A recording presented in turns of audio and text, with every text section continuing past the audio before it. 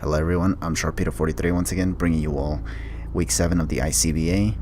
In this battle, we're going to be facing Aaron 2 for 20 and the Calgary Infernapes. Only thing I know about this fella is that he is a GBA analyst primarily, and he was also a D-Leaguer considering he was in the GBA D-League for Season 4. But other than that, I don't really know much about this fella. Other than maybe he's a bit of a weirdo, but he's kind of proud of that anyway, so it's kind of like, why the hell do I even point it out anyway? But anyway. I'm not gonna really go too much into the teams honestly, just because for one thing this battle already happened, so it's like, you know, it's happened a while ago already, and I kind of just want to get a lot of these battles out of the way honestly, just because I really need to catch up with the rest of my teams. But I think the only thing I should be noting right here is that the plan with this team that I brought against his was just literally to set up maybe sticky webs with Araquanid and just go for a game with Decideway. But looking at the team that he brought right now, it doesn't really look like that's going to be very easy at all, because a lot of his team is actually really slow. So that might actually make me think twice about going for sticky webs, but we'll see. Anyways, so this weirdo is going to go for the jeez, I already forgot. Tapu Koko lead. I'm going to lead off with Raichu, obviously, and he's going to go for U-turn. This lead is not terrible, but it's not necessarily, it's not terrible.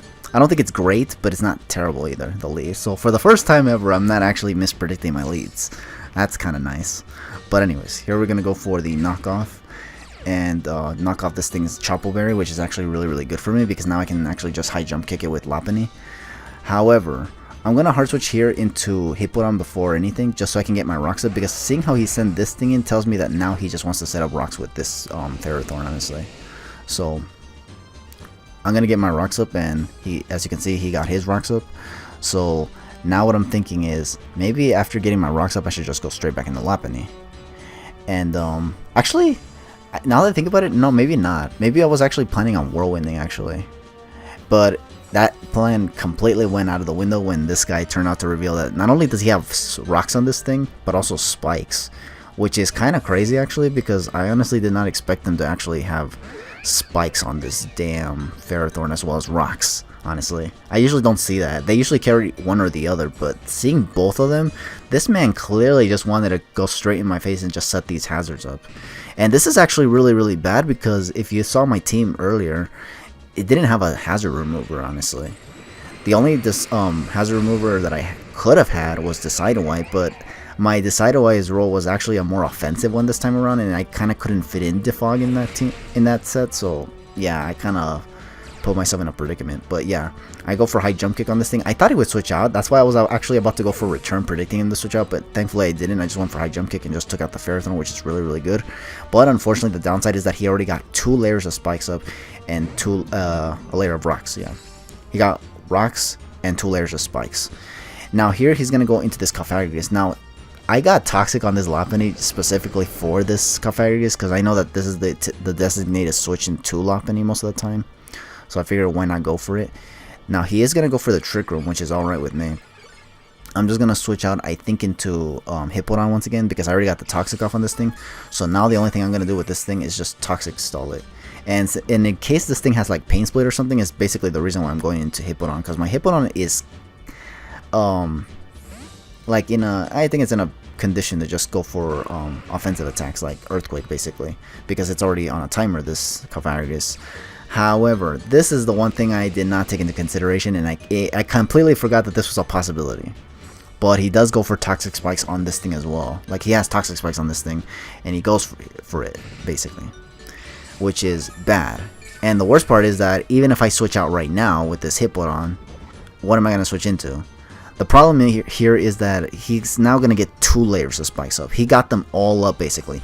He got 2 layers of spikes up, 2 layers of Toxic Spikes, rocks, and I don't have a hazard remover, which is very bad. Like really bad. It really makes me lament not being able to bring a hazard remover, whether it be in the form of Hydreigon or the Decideway, but that is actually really bad. I went for Earthquake because I thought, what's the worst this thing can do? But actually, yeah, like, because he got Toxic Spikes and he had Trick Room, so like, what's the worst he could have? I don't think he has Will-O-Wisp at this point, honestly. So because of that, I actually wanted to switch into Lopunny to see if he tries to go for Shadow Ball now, maybe. But check this out. as I switch in Lopunny, he's actually gonna go straight for the Memento, which is like, wow, really? And then after this, I was like, okay, what the hell am I gonna do now that my Lopunny is at -2 in attack? Like literally, this thing just came in, takes hazards damage, and now it can't really do much now, which is really annoying. However, I do kind of commit a bit of a misplay here on this switch into this Snorlax. I could have gone for the fake out here to at least stall out that last turn of Trick Room that he had, or that I had. Yeah, that he had actually, because he set up the Trick Room.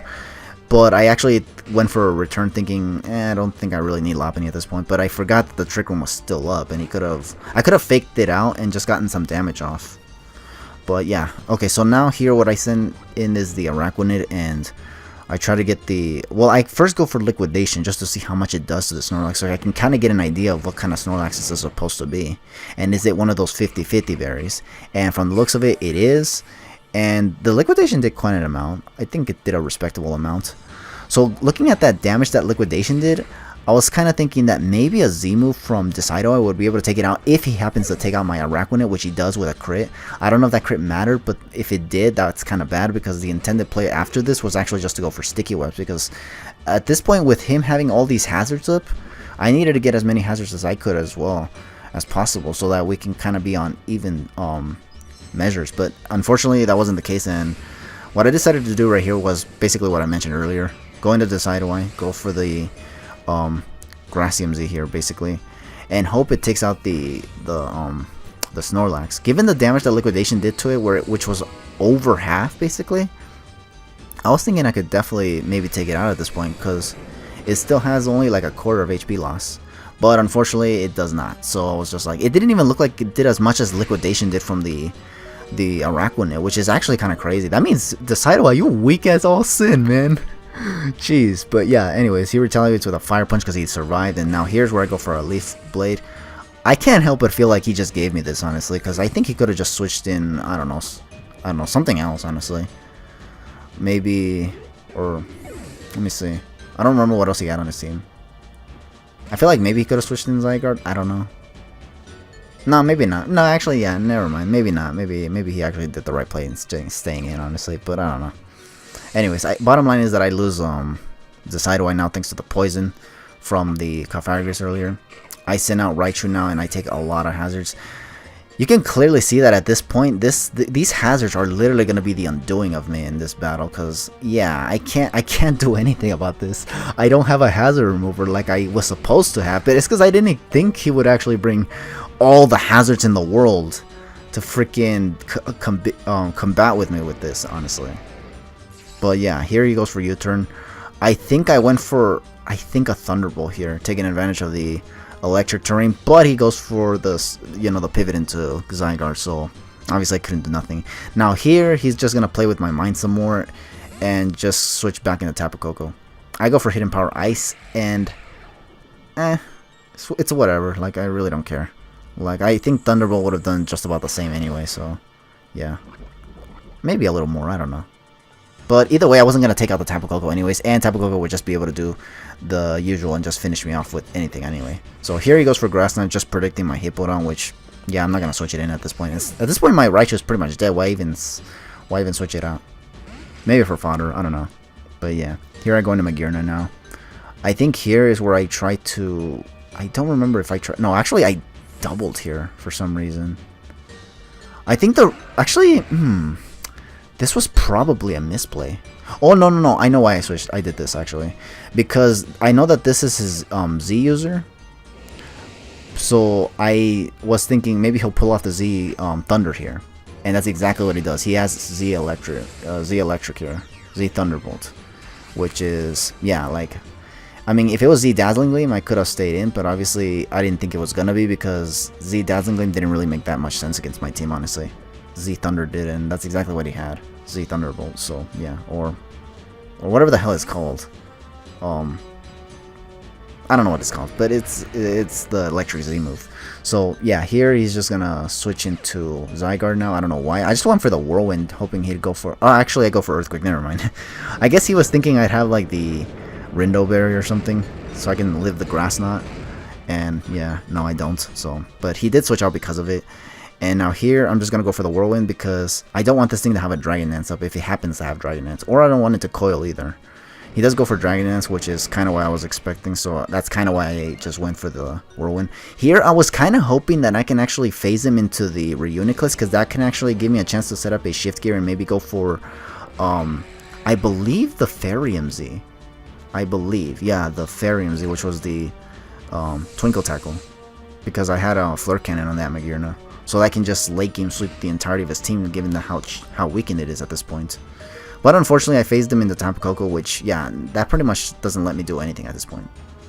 Because he's going to go for Grass Knot, finish off my Hippowdon right here, and my last Pokemon is just Magearna, which, because I couldn't phase the Reuniclus in, I could not set up the Shift Gear.